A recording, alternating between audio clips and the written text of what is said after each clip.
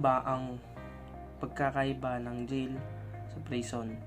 Ang jail is the place for locking up the persons who are convicted of minor offense or felonies who are to serve a short sentence imposed upon them by a competent court, or for confinement of persons who are awaiting trial or investigation of their cases. Ang jail, ito ang uri ng kulungan para sa mga taong nakagawa ng krimen na under investigation or naghihintay ng pagdinig para sa kanyang kaso. Meron tayong tatlong uri ng jail.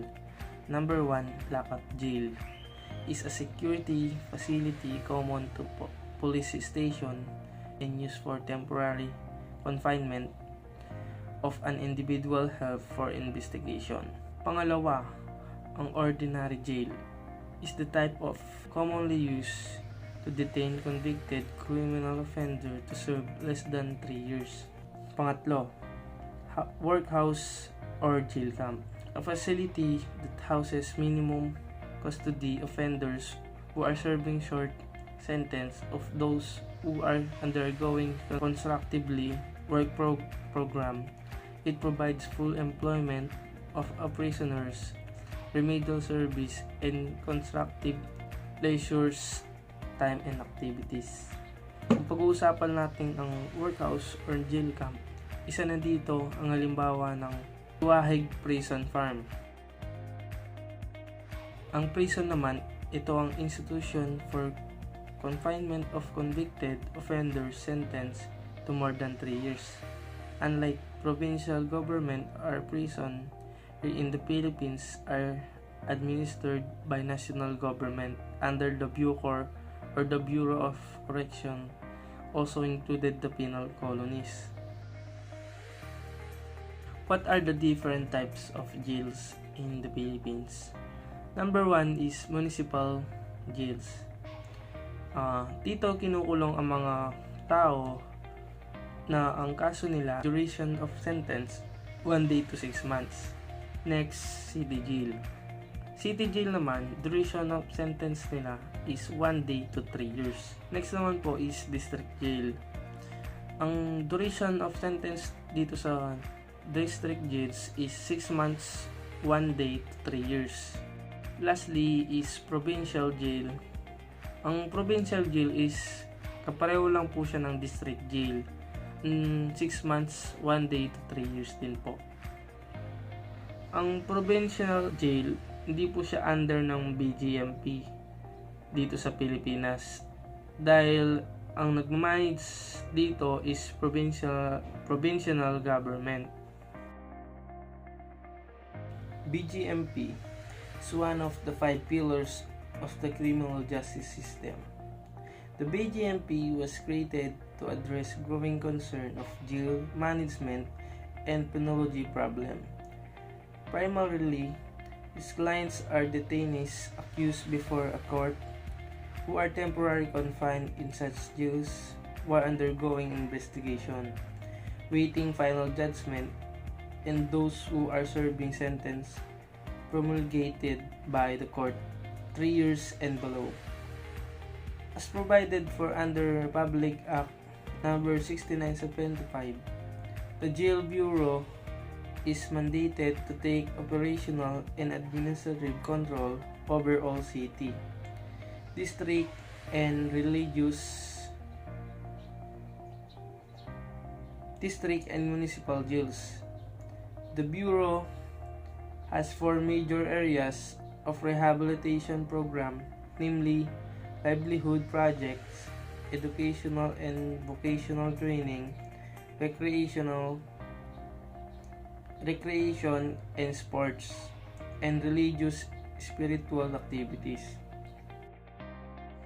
According to historical accounts, the San Ramon was established in southern Zamboanga on August 21, 1870, to a royal decree promulgated in 1869, established during the tenure of Governor General Ramon Blanco. It covers an area of 1,160 hectares, an average inmate population of 800 employed. In 1907, the American administration established the prison formed in 1912. General John Pershing, Chief Executive of the Department of Mindanao in Sulu, classified the institution as a prison and penal colony. Iwalik Prison and Penal Farm in Puerto Princesa City, Palawan. The Spanish regime had earlier designated Puerto Princesa, Palawan as a place where offenders sentenced to banishment or exile, often as a death sentence due to the endemic malaria. The facility was established only during the American occupation. Governor Luke Wright authorized the establishment of a penal colony in the province of Palawan on November 16, 1904. This penal settlement, which originally comprised an area of 22 acres, served as a depository for prisoners who could not be accommodated at the Bilibid prison in Manila. A prison facility was created by the American military in the rainforest of Puerto Princesa. Lieutenant George Wolfe, a member of the U.S. Expeditionary Force, was the prison first superintendent. William Cameron Forbes, in his capacity as Secretary of Commerce and Police 1904 to 1909, convinced of the Palawan penal colony following the model of the George Jr. Republic.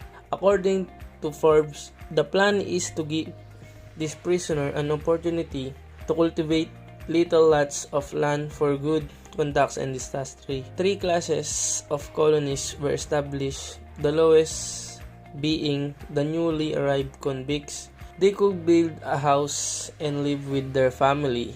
And finally, the top class living in the free zone, also with the 2 hectares, followed by a middle class living in the home zone on a 2 hectare.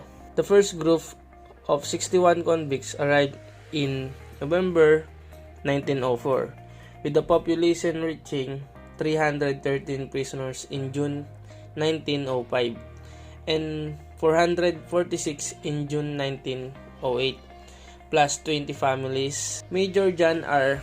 White, Philippine Constabulary, became superintendent in September 1906. The new Bilibid Prison in Muntinlupa, Metro Manila, is the main insular penitentiary designed to house the prison population of the Philippines. It is maintained by the Bureau of Correction or BUCOR, the Department of Justice. As of November 2021, the NBP housed 28,545 inmates, which exceeds its ideal capacity of 6,435. In 1940, the Commonwealth government transferred prisoners to the NBP from the old Bilibid prison. In Manila, the remains of the old facility were reposed by the City of Manila as its own detention center, known today as Manila City Jail. The penitentiary had an intentional land area of 551 hectares, but 140 hectares were transferred to house project of Department of Justice. During Japanese occupation of the Philippines during World War II, Bilibid was a prisoner of war and civilian internee camp where American soldiers and civilians were held by the Japanese. 1,200 house were freed the American Army February 4, 1945 during the Battle of Manila. The government of the Philippines plans to create a regional prison in Nueva Ecija through a public-private partnership. Davao Prison and Penal Farm or DAPECOL, located at Region 2, Panata, Davao del Norte, originally known as Davao Penal Colony or DAPECOL. The Davao Prison and Penal Farm was established on January 21, 1932 under Act No. 3732, comprising 5,212 hectares of land under Proclamation No. 414 issued by Governor General Dwight F. Davis on October 7, 1931. It was placed under the Department of Justice in the Bureau of Correction, purposely to train and reform inmates and to arm them with vocational skills and higher literacy. Next, Sablayan Prison and Penal Farm, nearer to Manila than other penal colonies. The Sablayan Penal Colony is located in Occidental Mindoro and relatively new, established on September 26, 1954 by virtue of Presidential Proclamation No. 72. The penal colony has a total land area of approximately 16,190 hectares. Prison records show that the first colonists and employees arrived in Sablayan on January 15, 1955. Leyte Regional Prison, located at Region 8, Abuyog, Leyte, the youngest among the Bureau of Correction penal colonies. The Leyte Regional Prison was created by virtue of Presidential Decree No. 28 and was established on January 16, 1973 under Presidential Decree No. 1101. It is located in Barangay Mabagna, Abuyog, Leyte. It is situated on a 861.66 hectares forested area on top of a mountain. It is composed of two communities, the enclosed community and the open community. Prisoners who are in the enclosed community are those who are belong to the medium and maximum security, while open community belong to the maximum security. As of March 1997, there are about 980 prisoners.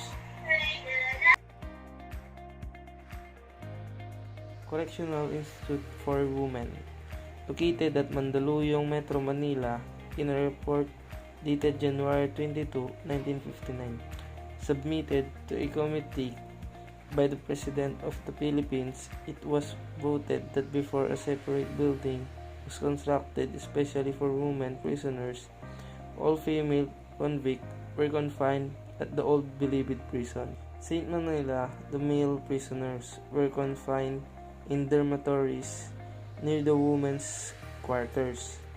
The Philippines legislature passed Republic Act No. 3579 in November 1929. It authorized the transfer of all women inmates to a building in Welfareville at Mandaluyong, Rizal, and appropriate 60,000 for the move.